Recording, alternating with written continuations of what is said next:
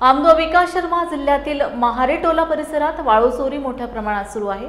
नदी काठावर लाखो रुपयांची वाळू बेकायदेशीरपणे साठवण्यात आली आहे। स्थानिक रहिवासी प्रशासनाकडून तात्काळ कारवाईची मागणी करत आहेत। गोंदिया जिल्ह्यातील ही अवैध वाळू चोरी रॅकेट तातडीने बंद करण्याची मागणी नागरिकांनी प्रशासनाकडे केली आहे। तहसीलदार मॅडम यांच्या सूचनेनुसार काल मी स्वतः मंडळ अधिकारी तिथले आणि संबंधित तलाठी यांच्यासोबत रेती घाटाला प्रत्यक्ष भेट दिली।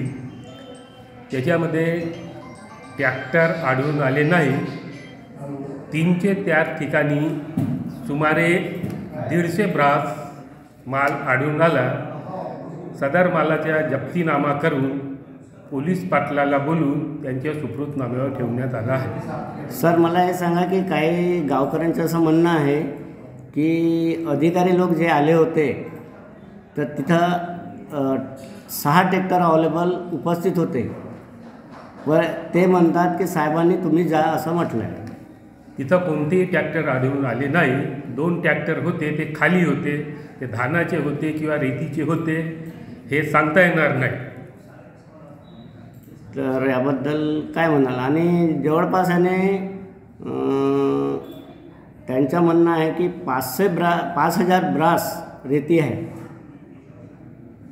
मोक्यावर आम्हाला जेवढी रेती आढळून आली त्याचा आम्ही जप्तीनामा केला आहे।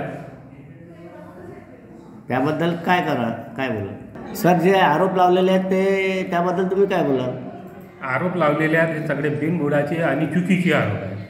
मोक्यावर पोलीस पाटील होता, तलाठी, गावकरी नागरिक होते, त्यांच्या समक्ष पंचनामा करण्यात आला आहे। गावचे 5 व्यक्ती आहेत त्याच्यामध्ये पंचनाम्यामध्ये लावण्यात आलेले आरोप ते सगळे निराधार आणि चुकीचे आणि खोटे आहेत।